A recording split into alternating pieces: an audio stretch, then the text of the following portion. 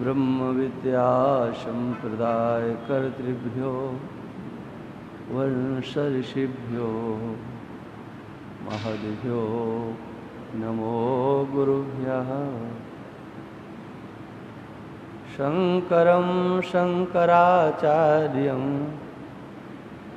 केशवं बादरायणं सूत्रभाष्यकृतौ वन्दे भगवन्तौ पुनः पुनः। प्रशान्तभावं शिवमद्वितीयं प्रदायकं मुक्तिमखण्डबोधं प्रणाशकं मोहमदादिदोषान् प्रणमामि तं सद्गुरुं वामदेवम्। यद्विद्याविलासेन भूतभौतिकसृष्टया तं नौमि परमात्मानं सच्चिदानन्दविग्रहम्। पार्थाय प्रतिबोधतां भगवता नारायणेन स्वयं व्यासेन ग्रथितां पुराणमुनिना मध्ये महाभारतम्। अद्वैतामृतवर्षिणीं भगवती अष्टादशाध्यायिनी मम्बत्वामनुसन्दधां भगवद्गीते भवद्वेषिणीं। प्रपन्नपारिजाताय स्तोत्रवेत्रैकपाणये ज्ञानमुद्राय कृष्णाय गीतामृतदुहे नमः। गीतामृतदुहे नमः। श्रीमन्नारायण नारायण नारायण श्रीमन्नारायण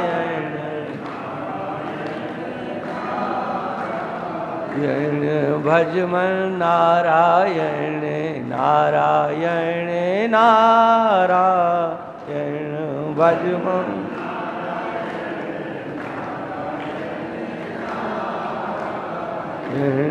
श्रीमन्नारायण नारायण नारायण श्रीमन्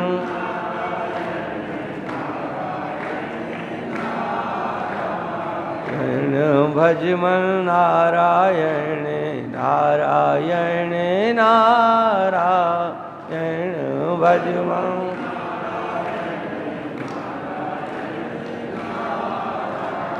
बोलिए सच्चिदानंद भगवान की जय।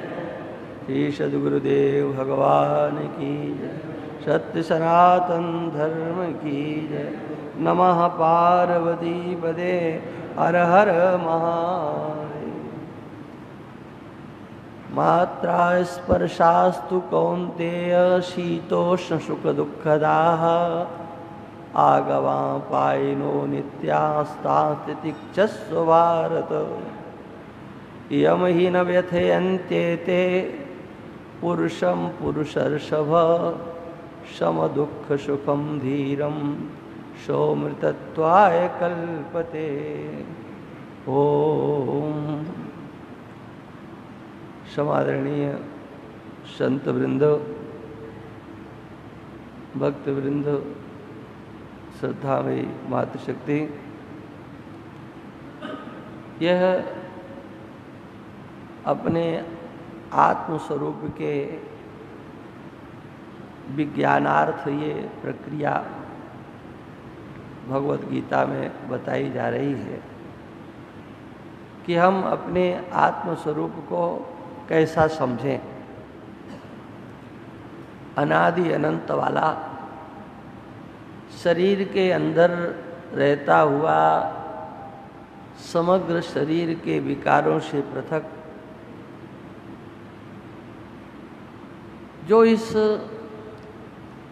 तत्व को इस रूप में जानता है, वह शोक मोह को प्राप्त नहीं होता है।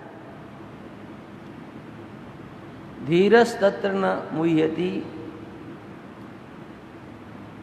मोह न हो इसके लिए साधना क्या है? हमारे अंदर भी मोह न रहे, शोक न रहे, तो भगवान 2 श्लोकों में संक्षेप में साधना की चर्चा करते हैं। जैसा आत्मा है आप उसे वैसा जानना चाहते हो तो आपको पुरुषार्थ करना पड़ेगा, प्रयत्न करना पड़ेगा, और वो प्रयत्न आपका मानस प्रयत्न होगा। बाहर जो कुछ भी आपको प्राप्त हो रहा है वो आपके अंतस तक न पहुंच पाए। बाहर तो आने से आप उन्हें रोक नहीं सकते हो, लेकिन बाहर का बाहर ही रह जाए। 5वें अध्याय में भगवान कहते हैं स्पर्शान कृत्वा बहिर्वाया, जिनको हम स्पर्श करते हैं वो बाहर से प्राप्त हो रहे हैं। वो जो बाहर से प्राप्त होते हैं वो उनको बाहर ही रखना है। ये यहां पर साधना है। सर्दी लगी, गर्मी लगी, सुख हुआ, दुख हुआ, कुछ भी हो सकता है, क्योंकि कभी सर्दी अच्छी लगती है तो कभी गर्मी अच्छी लगती है। ये अनियत स्वभाव है। कब क्या अच्छा लगेगा उस समय पर जब अच्छा लगे तो वो उसकी अच्छाई हमारे हृदय तक न जा पाए। बुरा लगे तो बुराई हमारे हृदय तक न जा पाए। उसको आप रोक नहीं सकते हो। आपको कष्ट दे रहा है, कोई आपको सुख दे रहा है, उसे आप रोक नहीं सकते, क्योंकि मैंने आपको पहले इस बात को बता दिया कि जो ज्ञानेंद्रियां हैं ये वस्तु सापेक्ष हैं, क्रिया सापेक्ष नहीं। वस्तु सामने आएगी तो उनका ज्ञान होगा और तद ज्ञानानुसार आपके अंतर में प्रतिक्रिया होगी। वो प्रतिक्रिया आपके अंतस्थ को स्पर्श न करे, ये साधकों के लिए साधना भगवान यहाँ बता रहे हैं। और स्पर्श न करे तो उसके लिए क्या करना है? कहा धैर्य पूर्वक उनको सहन करना है, उनके प्रति एक दृष्टि बनाना है। पहली दृष्टि ये कि जो आया है ये जाएगा, जो आता है वो जाता है। सर्वे क्षयांताहा निचया, जो संग्रह किया गया है वो एक दिन सब चला जाएगा। निचया सर्वे क्षयांता, जो आया है वो चला जाएगा, ये रहने वाला नहीं है। जब हम पहली बार वृंदावन में आए, लगभग ये घटना 82 या 83 की होगी, तो वहाँ दीवालों पर लिखा हुआ था, किसी महात्मा ने, ये तो बाद में पता लगा कि वो किसी संत ने लिखा और वो हमारे प्रेमी भी बहुत प्रेमी हो गए। दीवालों पर उन्होंने 2 वाक्य लिखे थे, यह भी न रहेगा। पहला वाक्य लिखा था यह भी न रहेगा, और दूसरा था कि सोचो साथ क्या जाएगा।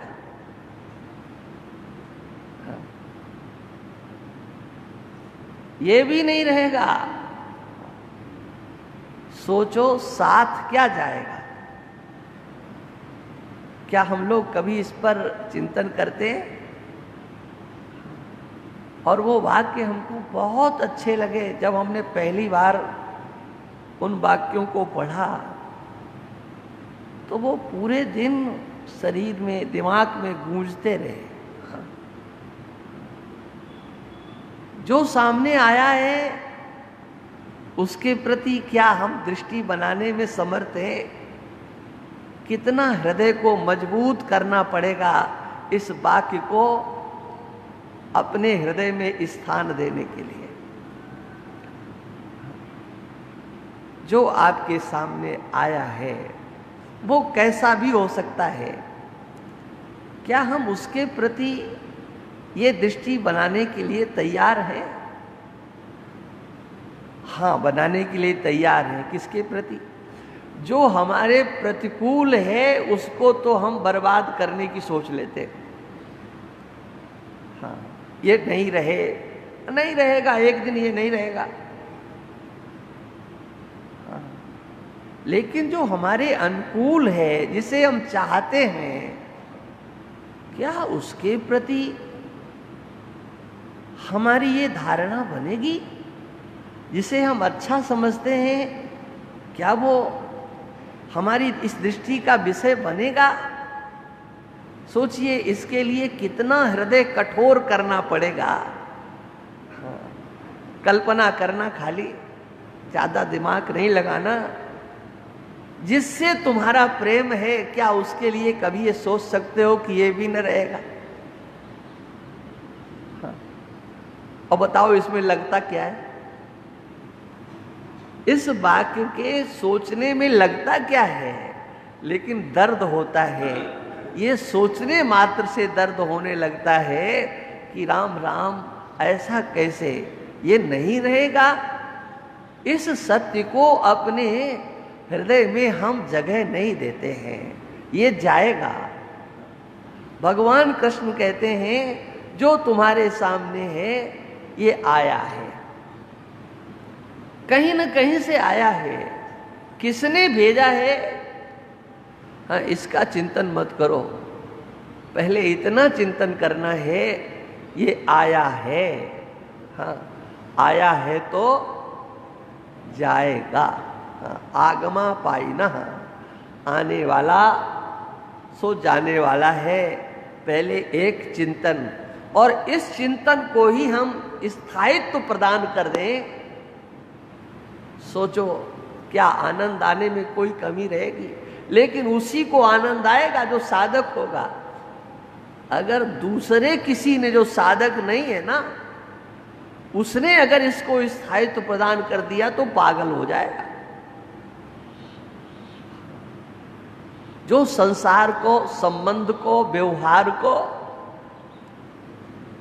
सबको सत्य मान करके बैठे हैं, ये मेरा सत्य, ये मेरा, ये मेरा, ये मेरा, और ये सब सत्य है। सत्य बुद्धि लेकर के जो बैठा हुआ है, और उसकी ये दृष्टि जब बनेगी, ये तो जाने वाला है, ये जाएगा, ये जाएगा, तब उसकी क्या स्थिति बनेगी? इसलिए ये चिंतन उनके लिए है जो आत्म कल्याण करने के लिए उत्सुक हैं, आगे आ रहे हैं, किसी से कहे बिना। ये कोई प्रचार प्रसार की चीज नहीं है कि जो आप मन में सोच रहे हो वो दूसरे को बता दो। ये बताना नहीं है, लेकिन अपने अंतर में एक धारा चलना है कि ये रहने वाला नहीं है। और दूसरी बात भगवान कहते हैं, नहीं रहने में हेतु क्या है? भाई क्यों नहीं रहेगा? हम इसे रख लेंगे।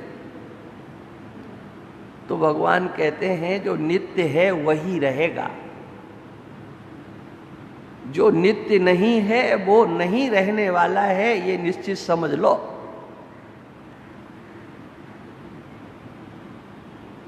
जो नित्य है वो रहेगा और जो अनित्य है वो नहीं रहेगा। जो आने वाला है, जाने वाला है, वो नित्य नहीं हो सकता। संसार के स्वजनों से, संबंधियों से जो कुछ आपको प्राप्त हुआ है, हो रहा है, होगा, वो सब चला जाएगा। और प्राप्त दो ही चीजें हैं, तीसरी नहीं। या तो सुख प्राप्त होता है या दुख प्राप्त होता है। तो उस सुख और दुख के प्रति भी हमारी एक दृष्टि, सुख आया है ये चला जाएगा, तो उसमें आपके अंदर जो मद आता है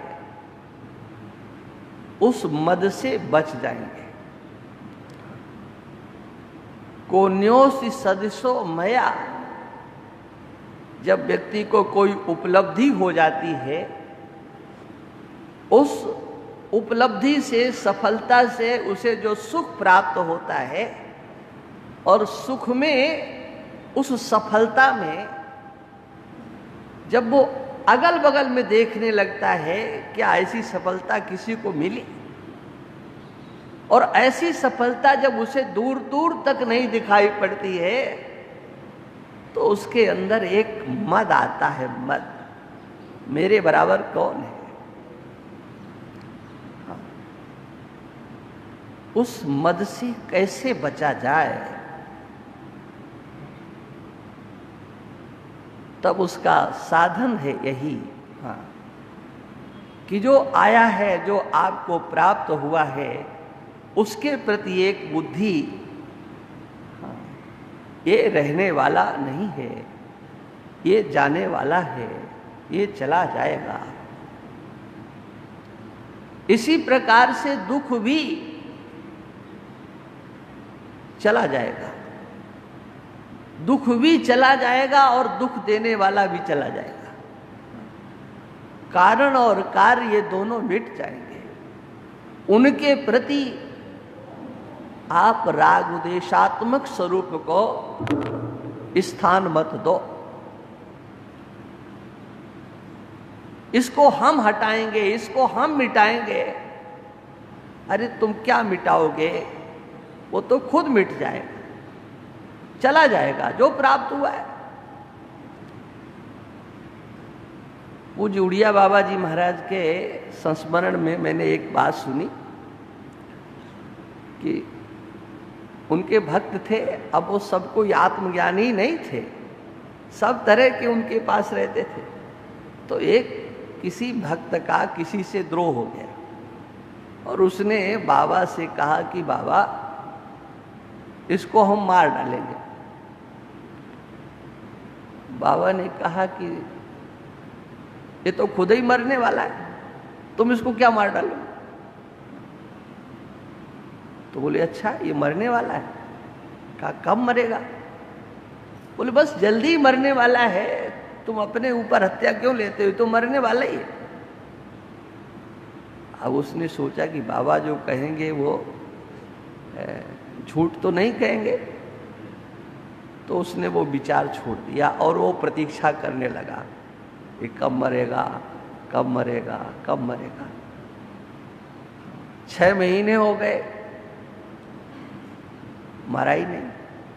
और जाकर के बाबा से कहा कि बाबा आपने उस दिन कहा था कि बहुत जल्दी मर जाएगा, 6 महीने हो गए।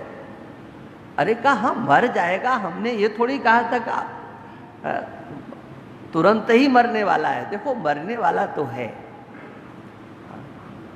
हमने जो तुमसे कहा था कि ये मर जाएगा, ये बात सत्य है। कौन जीवित रहने वाला है? लेकिन विचार करो, उस दिन तुम्हारा जितना क्रोध था इतना आज है क्या? जितना क्रोध तुम्हारे अंदर उस दिन था बोले हाँ सो तो नहीं है। तो बोले आपके क्रोध को शांत करने के लिए मैंने ये उपाय बताया था कि ये मर जाएगा, और तुमने बात मान ली, अब तुम्हारा क्रोध शांत हो गया। विचार करके हम देखें तो ये सब हट जाएंगे, कोई कठिन नहीं है। विपत्ति, बुढ़ापा और दुख सबका ऊपे होए, ज्ञानी काटत ज्ञान सो, मूर्ख काटत रोए। ये तो सब आते हैं, सबके ऊपर आते हैं। कौन ऐसा है जिसके जीवन में विपत्ति कभी नहीं आई हो? शरीर में बुढ़ापा सबके आता है, रोग सबके आता है, सबके जीवन में अपनों का वियोग होता है। लेकिन ये सब प्राप्त होने पर, प्रतिकूल स्थिति प्राप्त होने पर जो समझदार होता है उसके पार जाने का रास्ता दूसरा होता है, और जो मूर्ख होता है उसके पार जाने का रास्ता दूसरा होता है। और वो रास्ता क्या है? इस समग्र विवेचन में भगवान एक बात कहते हैं, जो भी तुम्हें प्राप्त हो रहा है उसको रोक नहीं सकते हो, उसको मिटा नहीं सकते हो, लेकिन अपने को व्यथित होने से बचा सकते हो। एक व्यथित होना है। प्राप्ति को आप नहीं रोक सकते हो, व्याप्ति को आप रोक सकते हो। इसलिए किसी को ज्ञान हो जाए, कोई बहुत बड़ा तत्ववेत्ता हो गया और सबकी दृष्टि में वो तत्ववेत्ता हो, क्या उसके जीवन में कोई कष्ट नहीं आएगा? आएगा। हाँ, किसी भी प्रकार की समस्या आ सकती है, कोई भी विपत्ति आ सकती है, लेकिन वो आने पर, प्राप्ति होने पर व्यथित नहीं होता है। प्रतिकूल परिस्थिति आने पर व्यथित नहीं होता है। दुखेषु अनुद्विग्न मनाहा, भगवान कहते हैं उसका मन उद्विग्नता को प्राप्त नहीं होता है। जब उसके जीवन में दुख आते हैं और जब सुख आता है तो सुखेषु विगत स्पृहा, सुखों में उसकी स्पृहा नहीं होती है। ये स्पृहा क्या है? बना रहे, बना रहे, बना रहे। ये जो इच्छा है इसका नाम स्पृहा होता है। कोई अच्छा वातावरण प्राप्त हुआ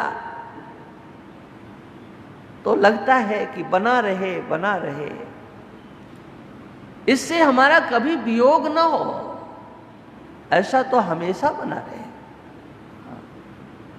सुखों में स्पृहा नहीं होती है, सुख आता है, उसके सामने अच्छा भोजन आता है तो उसकी ये इच्छा नहीं होती कि जैसा आज आया है वैसा रोज आता रहे।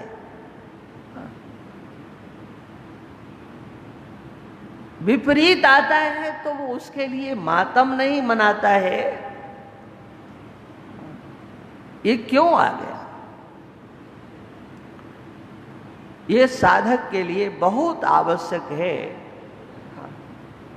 और ये तभी हो सकता है। एक बात बता दें, हाँ, जब इस पर हम आप गहराई से चिंतन करेंगे। ये आत्मदर्शन का प्रसंग चल रहा है, हम इसके माध्यम से आपको बहुत सी कथा सुना सकते हैं, हाँ, लेकिन कथाओं को की ओर ले जाने में आपको कुछ मिलेगा नहीं। ये प्रसंग आत्मदर्शन का चल रहा है, ये ध्यान रखना चाहिए। इसलिए भगवत पाद शंकराचार्य भगवान कहते हैं, यम ही न व्यथयंती एते एते, जो हमारे अनुकूल प्रतिकूल विषयों की आने जाने की धारा है, ये सब हमें जिसे व्यथित नहीं करते। ये व्यथित करना क्या है? तो भाष्यकार भगवान कहते हैं, अपने स्वरूप से च्युत होना, यही व्यथित होना है। माने नित्यात्म दर्शनात् न व्यथयन्ति न चालयन्ति, अपने आत्म दर्शन से जिसे विचलित नहीं करते हैं। ये भगवत्पाद शंकराचार्य भगवान का भाष्य है। नित्यात्म दर्शनात् न चालयन्ति, नित्य आत्म दर्शन से जो चलाते नहीं हैं, जिसको नहीं चलाते हैं, माने भाष्यकार भगवान स्पष्ट करते हैं कि ये सुख और दुख को हमें क्यों सहना है? अपने आत्मदर्शन विज्ञान के लिए ये आए और इनको हम सह लें, और सहने के प्रकार अनेक प्रकार से इनको सहा जा सकता है। आप ऐसी स्थिति को प्राप्त कर लें कि आपको इनका भान ही न हो। ऐसी स्थिति हो जाए, शरीर को प्राप्त होने वाले जितने भी सुख अथवा दुख हैं, विषय और इंद्रियों के संयोग से आने वाले सुख या दुख हैं, ये आए तो सही, लेकिन इनका भान ही आपको न हो। ऐसी स्थिति प्राप्त हो जाए तो कहा, ऐसी स्थिति तो बहुत कठिन है, कोई कर सकते हैं? हाँ? अनेक महापुरुष इस प्रकार के हुए जिनके जीवन में ऐसा देखा गया। यदि ये स्थिति हमको प्राप्त नहीं हो पाती है, तो फिर उपेक्षा कर देना। उपेक्षा किसकी होती है? उपेक्षा उसी की होती है हमारी बुद्धि में जिसका अस्तित्व नहीं रहता। हम इनको अस्तित्वहीन कर दें, किसके बल पर? हाँ, अपने आत्म स्वरूप के दर्शन के बल पर, अपने स्वरूप विज्ञान के बल पर। हाँ,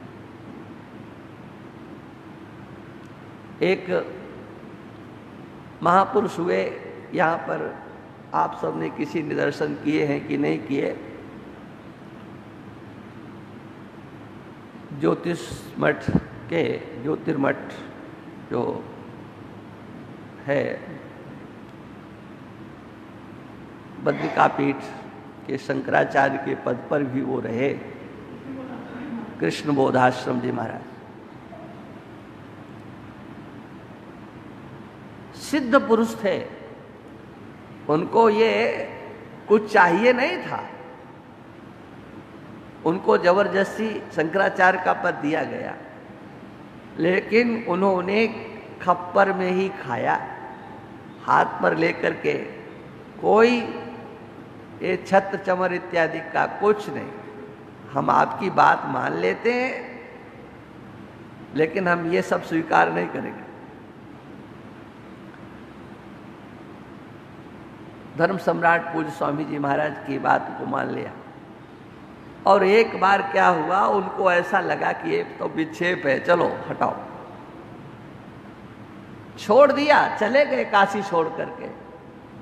अब उस समय कोई फोन इत्यादि के साधन तो थे नहीं।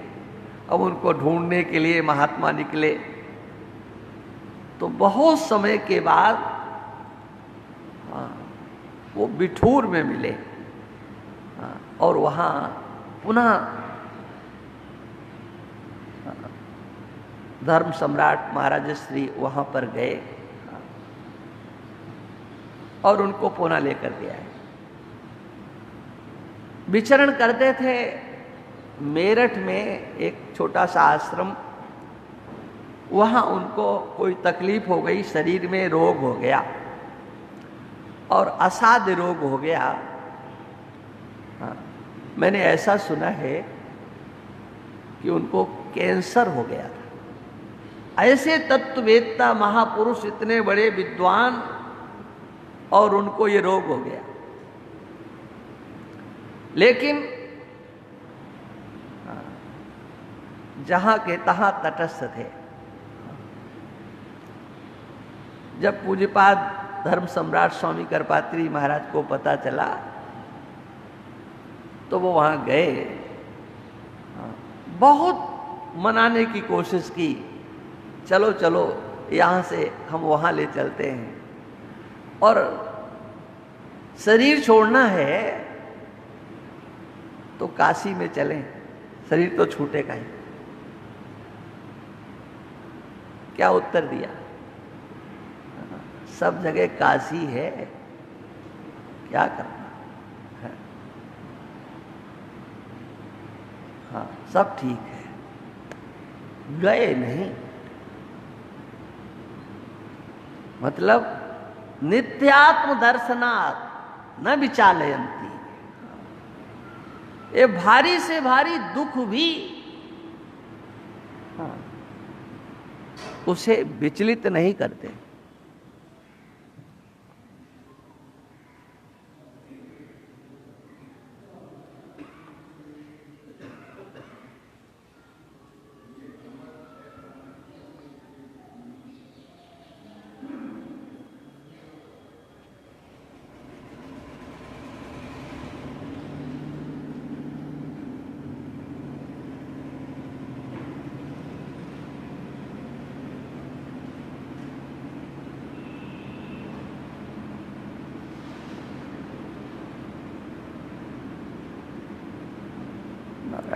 नारायण।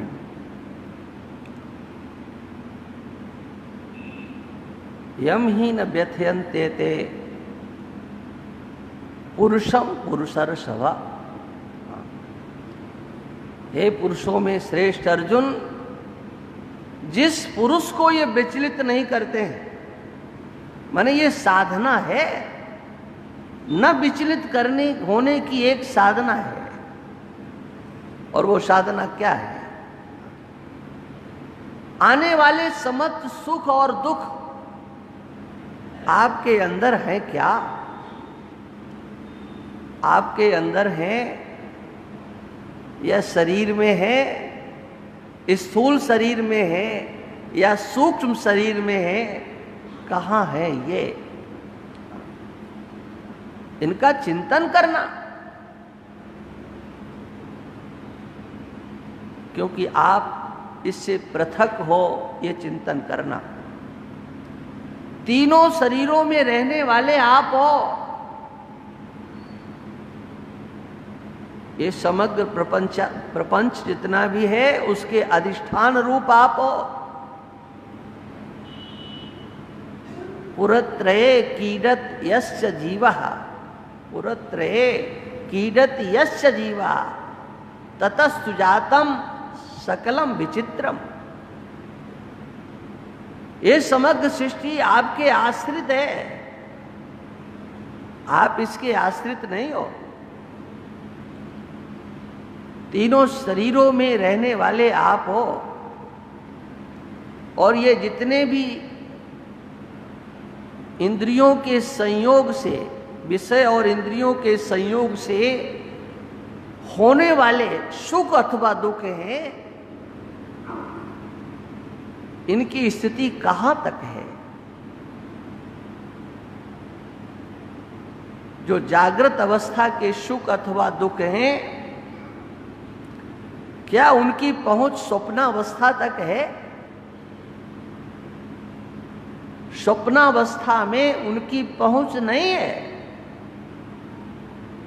जो सुख या दुख आपको यहां प्राप्त होता है, उसको लेकर के आप स्वप्नावस्था तक नहीं जा सकते। किसको प्राप्त होता है? तो जिसको प्राप्त होता है, अगर तुम अपने को मानते हो कि मुझे प्राप्त हो रहा है, तो मुझे का अर्थ क्या करते हो? ये शरीर करते हो। तो ये शरीर तो हो नहीं सकता है, क्योंकि शरीर तो छूटने वाला है। हाँ। कैसे छूटने वाला है? तो देखो अभी अभी छूटता है। अब किसी को कहा जाए कि तुम्हारा शरीर छूट जाएगा, तो उसको अच्छा नहीं मानेगा ना, लेकिन छूटता तो है। जब नींद आती है, निद्रा देवी का आगमन होता है, तो उसका पहला काम क्या होता है? अपनों से वियोग कराना। अपनों से वियोग कराना, जिसे तुम अपना कहते हो, उससे वियोग कराना, ये निद्रा देवी का काम होता है। इसलिए उनकी महिमा गाई गई है। या देवी सर्वभूतेषु निद्रा रूपेण संस्थिता, नमस्तस्यै नमस्तस्यै नमस्तस्यै नमो नमः। वहां उसकी रचना किस लिए? कहा तुमने जो कहा ये मेरा मेरा मेरा, देखो ये तुम्हारा नहीं है। आगमा पाई है, आया है तो चला जाएगा। मेरे का भान, मेरे का ज्ञान, ये तुमको होता है। ये ज्ञान आता है और ये ज्ञान जाता है। क्या आपने इस आते जाते हुए ज्ञान को कभी देखा है? ये मेरे का ज्ञान आया और मेरे का ज्ञान गया, और इस मेरे के बीच में ही ये सुख और दुख छिपे हुए हैं। जब मेरे का ज्ञान आपको होता है, तो ये सुख और दुख आपको विचलित करते हैं, और जब मेरे का ज्ञान आपको नहीं होता है, तो न सुख विचलित करता है न दुख विचलित करता है। माने मेरे का ज्ञान आपको सुख दुख देता है, लेकिन आप उसके मेरे के साथ तादात्म्य संबंध कर लेते हो। इसी को तादात्म्याध्यास बोलते हैं। उसी मेरे को मैं समझ लेते हो, और फिर सुखी और दुखी हो जाते हो। स्पष्ट है जो मेरा है वो मैं से पृथक है। आप जब जगते हो तो सबसे पहले किसका भान होता है, कभी देखा? कभी चिंतन किया किसका? सबसे पहले किसका भान होता है? देखो, जैसे विद्युत है, विद्युत, यहां आप स्विच दबाएंगे तो पूरी केकड़ी में प्रकाश हो जाएगा, लेकिन कितनी देर लगी? तो पूज्य हमारे महाराज जी कहते थे, इस विद्युत से भी गतिशील यह विज्ञान होता है, और वहां सावधान रहने की आवश्यकता होती है। जब आप जगते हो, ये साधना की चीजें हैं। महापुरुषों के कृपा से ये प्राप्त है, वो मैं आपके समक्ष व्यक्त कर रहा हूं। जब आप जगते हो तो आपकी जो वृत्ति होती है वो कितनी सूक्ष्म होती है। पहले ये देहाकार भान नहीं होता है। मैं मनुष्य हूं, ये वृत्ति उदित नहीं होती है। मैं मकान में सो रहा हूं, मैं ब्राह्मण क्षत्रिय वैश्य इत्यादि, ये कोई वृत्ति उदय नहीं होती है। पहले एक अस्मिता उदय होती है, हूं, और उसके बाद में क्या हूं। और जो हूं नाम की वृत्ति उदित होती है, वो किसी का आश्रय लेकर के उदित नहीं होती है। और जब तक वो वृत्ति किसी का आश्रय नहीं लेती है, तब तक मम पने का भान नहीं होता है। जब वो किसी का आश्रय ले लेती है, तो उसमें मम आता है, और फिर अज्ञान के कारण वही मम फिर अहम बन जाता है। पहली जो वृत्ति उदित होती है वह मम शून्य होती है, और मम शून्य होने के कारण इस देहाभिमान में वो संलिप्त वृत्ति नहीं होती है। और यही क्रम होता है, यही क्रम होता है, जाने का भी यही क्रम होता है। पहले इदम से आपका तादात्म्य भंग होता है। जो मम है वही इदम है, जो इदम है वही मम है। उससे तादात्म्य आपका भंग होता है। कौन करता है? निद्रा देवी करती है। वहां से आपका इदम से दृष्टि हटती है, फिर मम से दृष्टि हटती है, और अहम पर दृष्टि चली जाती है। हाँ। इदम का भान न हो, अहम का भान हो, मम का भान न हो और अहम का भान हो। उस अहम के भान में किसी की गति नहीं है, न सुख की गति है न दुख की गति है। ये संसार के जितने भी विषय हैं, ये इदम और मम के भान होने पर ही भाषित होते हैं। ये एक दिन में नहीं आएगा। ये निश्चित है कि इसके लिए थोड़ा श्रम करना पड़ेगा, अभ्यास करना पड़ेगा, लगना पड़ेगा। ये इतना सरल नहीं है, ये भी बताता है। हाँ। प्रयत्नाद्यतमानस्तु योगी संशुद्ध किल विषः अनेक जन्म संसिद्धस ततो याति पराम गति। यत्मान हो, यत्न करने वाला हो,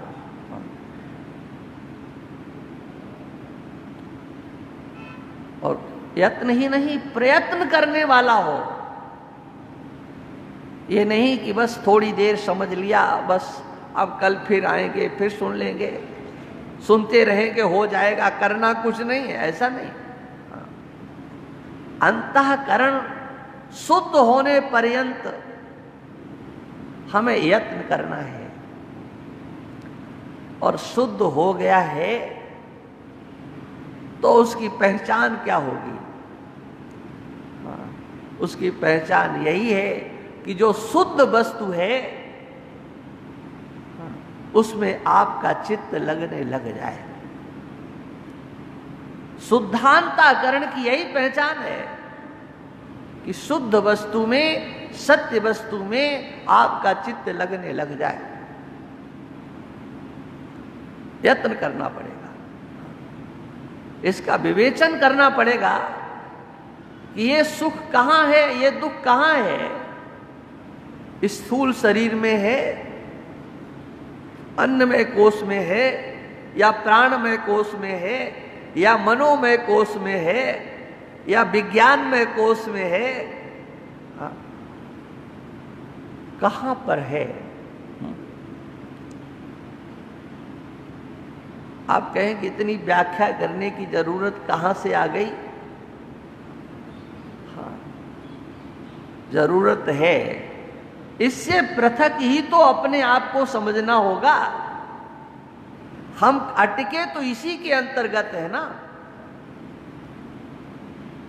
भगवान ने कहा सोमृतत्वाय कल्पते, वो अमृतत्व को प्राप्त करने की योग्यता वाला हो जाता है जो इस सब को बराबर करने की सामर्थ्य रखता है।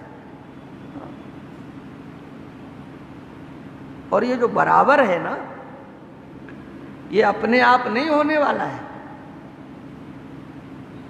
इसके लिए हमको आपको यत्न करना पड़ेगा। कैसे करते हैं? और ये सबसे बड़ी चढ़ाई है भगवत गीता की, समत्व में स्थित होना। यहां भगवान कहते हैं इन दोनों के प्रति एक जैसी दृष्टि बना दो। सम दुख सुखम, ये दुख और सुख ये दोनों बराबर हैं। क्या वास्तव में सुनकर के ऐसा लगता है कि ये बराबर हैं? सुनकर के तो ऐसा नहीं लगता है। और इस बात को भगवान कहते ही रहते हैं, सुख दुखे समय कृत्वा लाभा लाभौ जया जयौ ततो युद्धा युजस्व नैवम पापम वापसी। आगे भगवान इस विषय को कहने वाले हैं कि सुख और दुख को समान कर दो, लाभ और हानि को बराबर कर दो, जय और पराजय को बराबर कर दो। तो भाई ऐसी कौन सी क्रिया है, ऐसा कौन सा यंत्र है जिस यंत्र से ये सब बराबर होंगे? बराबर बराबर बोले समतल कर दो, एक जैसा। तो कोई ऐसी मशीन है, कोई यंत्र है, कोई क्रिया है? और भगवान कहते हैं देखो, पाप से मुक्त होने के भगवान ने कितने उपाय बताए। भगवान कहते हैं मेरी शरण में चले जाओ तो पापों से मुक्त हो जाओगे, मुझे जान लो तो पापों से मुक्त हो जाओगे, अपने को जान लो तो पापों से मुक्त हो जाओगे। आप कहें कि इतनी फुर्सत नहीं है, तो भगवान कहते हैं कि तुम इन सबको बराबर कर दो तो पापों से मुक्त हो जाओगे। हाँ। सबसे इन सबको एक दृष्टि से एक दृष्टि में खड़ा कर दो। हाँ। सम दुख सुखम धीरम, ये धैर्य पूर्वक, ये साधना है। आपके पास सुख और दुख आता है, इसका अनुभव आपको होता है। तो इसको कैसे किया जाए? इसके लिए एक बिल्कुल व्यवहारिक पक्ष है। व्यवहारिक पक्ष, सुख का भी आपको अनुभव है और दुख का भी आपको अनुभव है। इसको हम बराबर कैसे करें? बोले आपको इसका अनुभव हो गया है कि नहीं?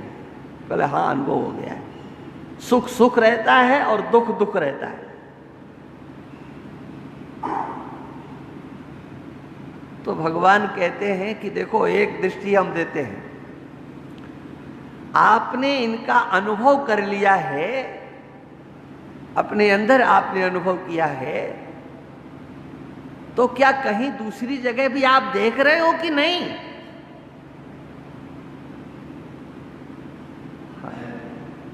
दूसरी जगह देख रहे कि नहीं? आत्मौपम्येन सर्वत्र समम पश्यति अर्जुन, सुखं वा यदि वा दुखम सयोगी परमो मतः। इस योग को, इस विज्ञान को भगवान कहते हैं तुम धरातल पर लेकर के आओ। आत्मौपम्येन सर्वत्र समम पश्यति अर्जुन, सुखम वा यदि वा दुखम। यहां भगवान आत्मदर्शन की चर्चा नहीं कर रहे, यहां भगवान परमात्म दर्शन की, ब्रह्म साक्षात्कार की चर्चा नहीं कर रहे हैं। तुमने जो अपने अंदर अनुभव किया है, उस अनुभव को कहीं दूसरी जगह भी देखा है क्या? आपने सुख का साक्षात्कार किया, आपने दुख का साक्षात्कार किया, तो फिर दूसरी जगह भी कहीं देखो। माने सुख कैसे मिला आपको? ये भगवान एक दृष्टि देते हैं। हाँ, बहुत बार शंकराचार्य भगवान यहां पर बहुत मनोरम ढंग से लिखते हैं। जिन साधनों से, जिस वस्तु से, जिस व्यवहार से आपको सुख होता है, क्या उस साधन से, वस्तु से, व्यवहार से दूसरे को दुख होगा?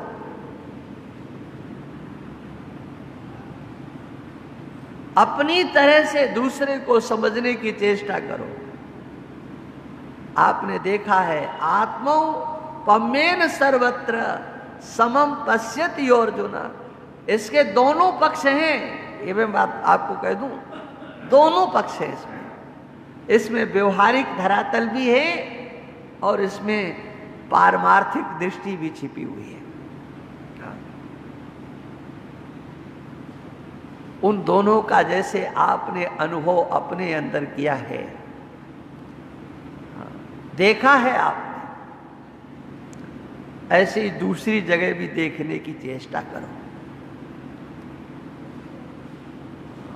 दूसरे का सुख आप सुख नहीं समझते हो, दूसरे का दुख आप दुख नहीं समझते हो। माने मानवता के धरातल से भी आप ऊपर उठ गए हो। आपकी दृष्टि में कोई है ही नहीं ऐसा जो कहीं दुखी दिखाई दे। दूसरे के सुख से आप प्रसन्न नहीं होते हो और दूसरे के दुख से आप दुखी नहीं होते हो, तो अपने को क्या समझते हो ये बताओ। जो पशु होता है ना, पशु, उस पशु को दूसरे के सुख से कभी प्रसन्नता नहीं होती। पशु को कभी आपने प्रसन्न होते हुए नहीं देखा होगा। हाँ।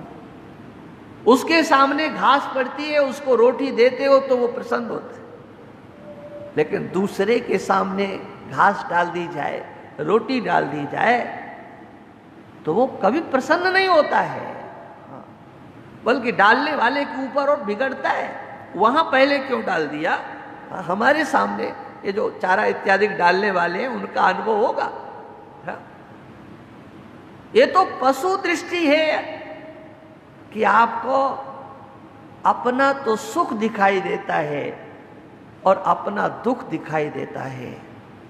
यदि आपको केवल अपना सुख और अपना दुख दिखाई पड़ता है तो अभी मानव दृष्टि आपके पास नहीं है,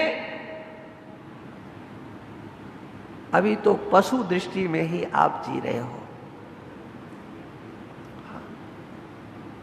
आपको सुख और दुख का साक्षात्कार हुआ है तो आप बहुत समझदार हो। उसको धरातल पर लेकर के आओ।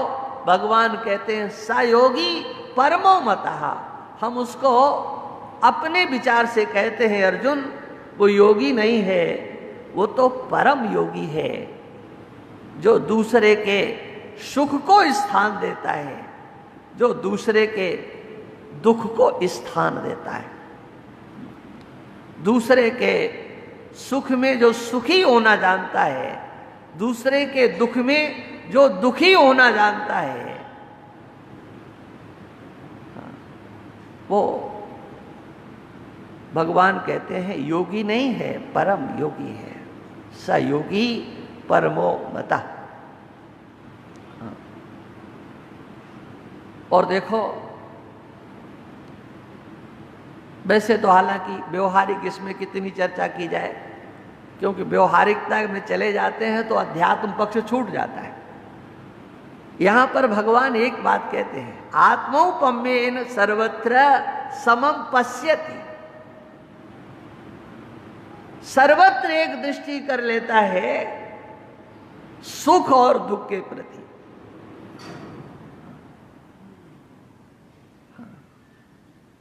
ये व्यथित होने की चर्चा है।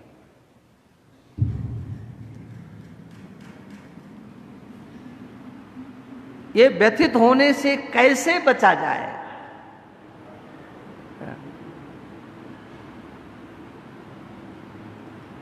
दोनों ही हमको व्यथित करते हैं। यमहीन व्यथयन्ते थे पुरुषम पुरुषर्षभ। ये व्यथित नहीं करते हैं। किसको नहीं करते हैं? जो इनको समझने लग जाता है, जो इनको देखने लग जाता है, वो इनसे व्यथित नहीं होते। अपने अंदर आपने देखा तो आप देखने वाले हुए ना। समम पश्यति, अब इसका अर्थ कितना स्पष्ट किया जाए? बराबर देखता है। उसको दृश्य की कोटि में डालता है। जो कुछ भी है मैं इसको देख रहा हूं, देख रहा हूं। सुखम वा यदि वा दुखम, सुख हो अथवा दुख हो। और इसको देखा किस रूप में जाता है? वो इसी रूप में देखा जाता है जिसकी चर्चा मैं अभी कर रहा था। जागृत अवस्था में जो कुछ आपको प्राप्त होता है, निद्रा लेने के लिए चलते हो तो बताओ उसको छोड़ते हो कि साथ लेकर के चलते हो? बल्कि लोगों का तो अनुभव यह है कि किसी को पीड़ा हो रही हो तो कहते कोई ऐसी चीज दे दो कि नींद आ जाए। माने पीड़ा हो रही है, निद्रा आ जाए तो बोले छुटकारा हो जाएगा। ये वहां तक नहीं पहुंचेगा। ये जागृत अवस्था में आया है, लेकिन इसकी गति स्वप्न तक नहीं है। किंतु बताओ स्वप्न में आप हो कि नहीं हो? हाँ, जागृत में आया हुआ दुख जिसमें आप अपनी अहम बुद्धि करते हो, अहम दुखी अहम सुखी, ऐसी जो बुद्धि करते हो, भाई स्वप्नावस्था में आप उसी का स्मरण पुनः क्यों नहीं कर लेते? वही आप हो जो जागृत में हो, वही आप हो जो स्वप्न में चले जाते हो। लेकिन इस जागृत अवस्था में प्राप्त होने वाला जो सुख अथवा दुख है, इसकी गति स्वप्नावस्था तक नहीं है। इसका चिंतन करना पड़ेगा, क्योंकि ये आत्मचिंतन का विषय है। हाँ, वहां क्यों नहीं होता भाई? बात क्या है? हाँ, बस देखो, चलो अब इसकी चर्चा फिर कल करेंगे। मेरा सत्य चित्त आनंद रूप कोई कोई जाने रे। मेरा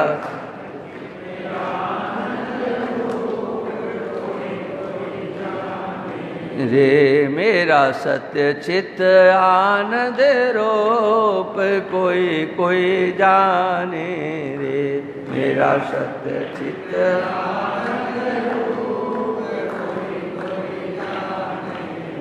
सकल जगत का मैं हूँ सृष्टा।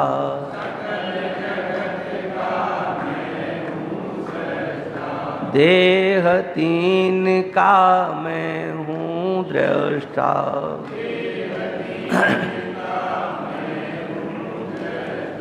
मैं हूँ साक्षी स्वरूप कोई कोई जाने रे। मैं हूँ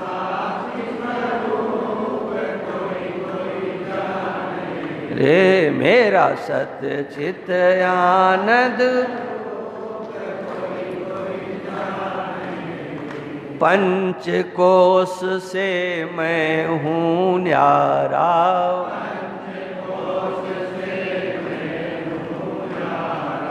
तीन अवस्था जानन हारा।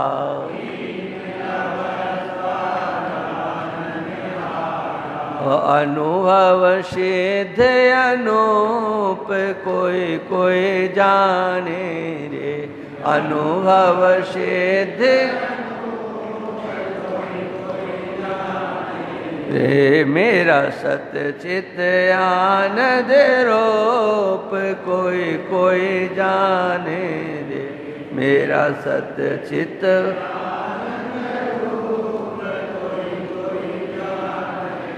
जन्म मरण मेरा धर्म नहीं है,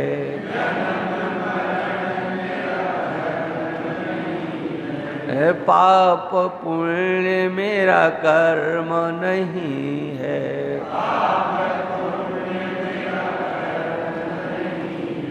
मैं हूँ सत्य स्वरूप कोई कोई जाने रे, मैं हूँ सत्य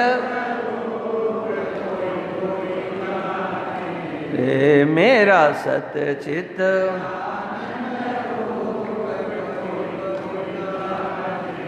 सूर्य चंद्र में तेज है मेरा,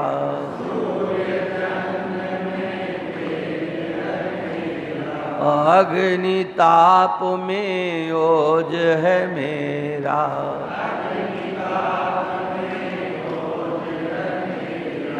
मैं हूँ ज्योति स्वरूप कोई कोई जाने रे, मैं हूँ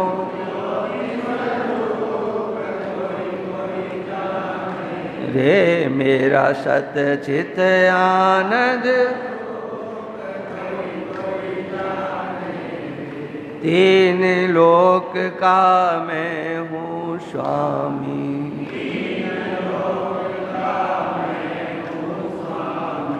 घट घट व्यापक अंतरयामी,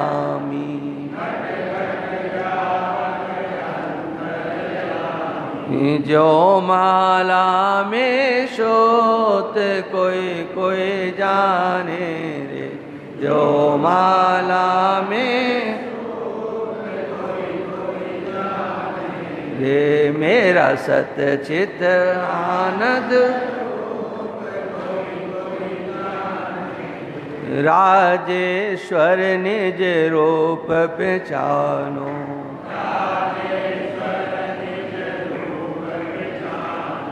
जीव ब्रह्म में भेद न मानो,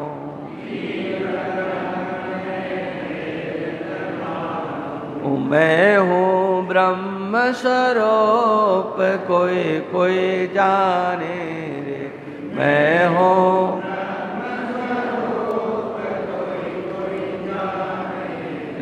मेरा सतचित आनंद रूप कोई कोई जाने, मेरा सतचित